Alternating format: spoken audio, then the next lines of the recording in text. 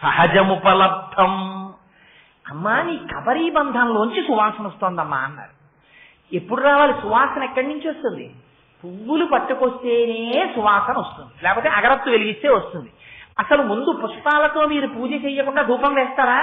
పుష్పాలతో పూజ చేశాక ధూపం వేస్తారు. పుష్పాలు తీసుకొచ్చి ఇంకా మీరు అలంకారం చేశారా కొప్పులో? చెయ్యలేదు.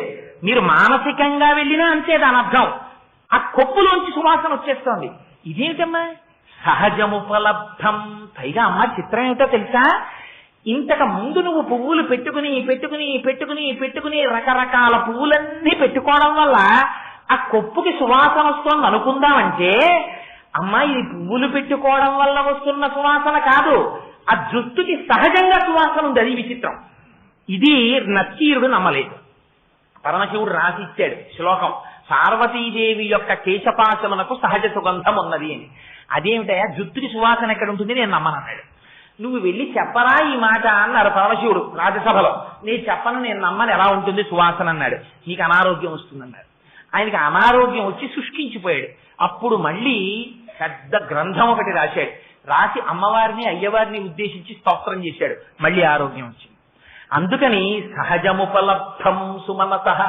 అక్కడ అమ్మా నీ కబరీ బంధానికి సహజమైనటువంటి సువాసన ఉంది. ఎటువంటి సువాసనో తెలుసా అన్నది?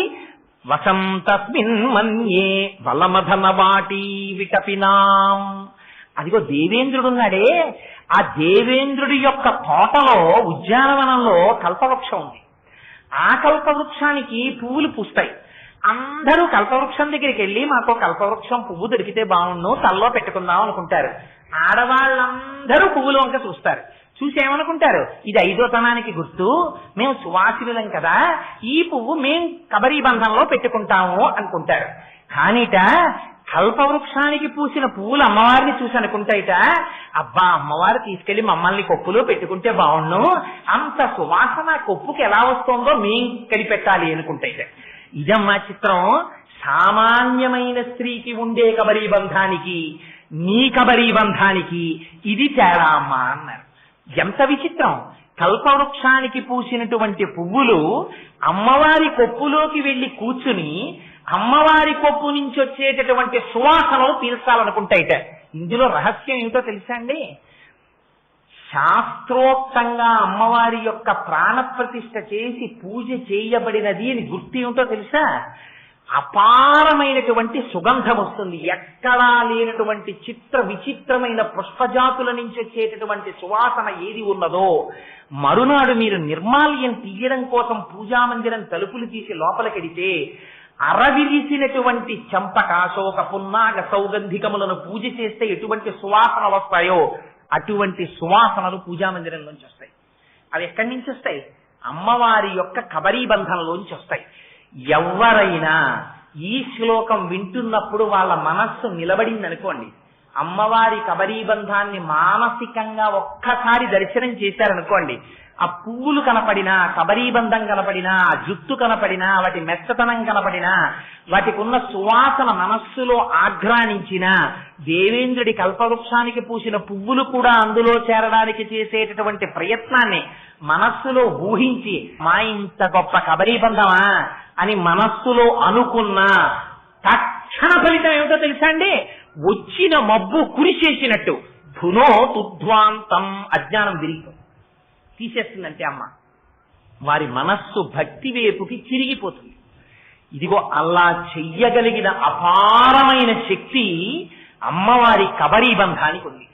ఈ కబరీ బంధం మనం మూర్తికి ముందు నిలబడి చూడలేం కనుక, దర్శనం చేసిన వారు కనుక శంకర భగవత్పాదులు, నేను దర్శనం చేసి దాచుకుంటే అది ఈ జాతికి ఎలా అందుతుంది? శ్లోకం రాశారనుకోండి, మీరు ఆ శ్లోకం ఎన్ని మాటలు చెప్పండి, ఇది శంకరులు దర్శనం చేసిన స్థితి అని వస్తుంది ఆ శ్లోకానికి అర్థం. అలా అంటే వీళ్ళకి ఎలా పోతుంది అజ్ఞానం? అజ్ఞానం పోవాలని కోరుకున్నవాడు ఏమండి మబ్బొచ్చి మా ఇంటి పెరట్లో నూతులోనే కురిస్తే బాగుండి అనకూడదు. అంతకన్నా దారుణం ఇంకొకటి లేదు. మబ్బొచ్చి కురిస్తే ఎలా కురవాలి? మా ఊరంతా కురవాలి, మా దేశమంతా మబ్బులు కురవాలనాలి. అంతేకాని మబ్బు మా ఇంటి పెరట్లో నూతిలోనే కురవాలనం కదా. అందుకని అమ్మవారి కబరీబంధ దర్శనం అయిన నాడు ఏం కోరుకోవాలి? తను తన మాటలతో చెప్పడం చేత మానసిక దర్శనం చేసినటువంటి సమస్త లోకములకు అజ్ఞానము పోవాలని తాను కోరుకోవాలి. మబ్బు తన ఇంట్లో కొరవకూడదు, అంతటా కొరవాలని కోరినట్టు ధునో తుధ్వాంతం, అంతటా అజ్ఞానం పోవాలనాలి. అందుకని శంకరులు చూడండి, ధునో తుధ్వాంతం మా అందరికీ. శంకరులు ఒక్కరు పెట్టుకోలేరా పేరు? పెట్టుకోరు. ఇది జగదాచార్యుల యొక్క కృప. మీరు ఎన్ని మాటలు శిరస్సు ఉంచి శంకరాచార్యులు వారికి నమస్కరిస్తే మీరు వారి రుణం తీర్చుకోగలుగుతారు. ఇది శంకరుల యొక్క అపారమైన ప్రజ్ఞాస్వరూపం ఈ శ్లోకం. అందుకని అంత గొప్ప శ్లోకాన్ని మనకి శంకరులు అందించారు సౌందర్యలహరిలో. సరే, ఇంకొకసారి ఆ శ్లోకాన్ని అంటాను. ఇవాళ నాకు భారం అంతా ఎక్కడ తగ్గిపోయిందంటే, 1కి 10 మాటలు నేను అమ్మవారికి కృతజ్ఞతలు చెప్పుకుంటున్నాను. ఆ మబ్బు వచ్చి కురీడంలో తగ్గిపోయింది. నాకు నేను ఇంత వివరణ చెయ్యక్కర్లేకుండా అయిపోయింది. అందుకని ధునో తుధ్వాంతం స్తులిత దళితేందీవరవనం ఘన స్నిగ్ధశ్లక్షణం చికుర నికురంబం తవ శివే యదీయం సౌరభ్యం సహజముపలబ్ధం సుమనసో వసం తస్మిన్ మన్యే బలమధన వాటీ విటపినాం.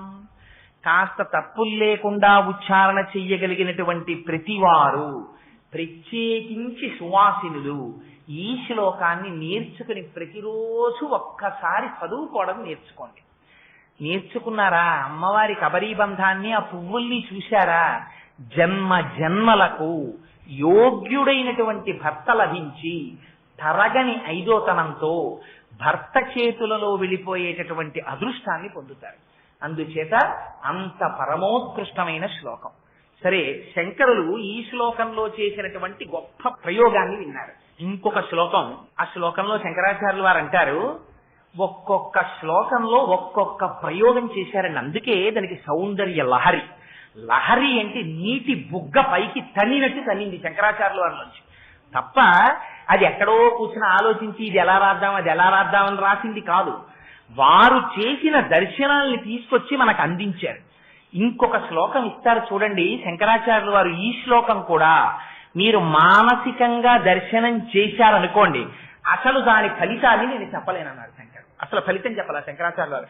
అసలు ఫలితం చెప్పని శ్లోకం అది. విచిత్రం ఏంటంటే, కబరీబంధ దర్శనానికి ధునోతుధ్వాంతం అన్నారు, అసలు ఆ శ్లోకానికి ఫలస్తులు చెప్పరు. అటువంటి శ్లోకం మీరు వినండి జాగ్రత్తగా. రణీజిత్వా దైత్యానపహృత శిరస్త్రైః కవచిభి నివృత్యై చండాంశ త్రిపురహర నిర్మాల్య విముఖైః విశాఖేంద్రోపేంద్రో శశివిశద కర్పూర చకలాః అని వసంతస్మిన్ అని విలీయంతే మాతస్తవ వదన తాంబూల కబలాః. ఎంత గొప్ప శ్లోకం అంటే అది ఒక గొప్ప సన్నివేశాన్ని మీకు తీసుకొచ్చి చూపిస్తున్నారు శంకరాచార్యులు వారు.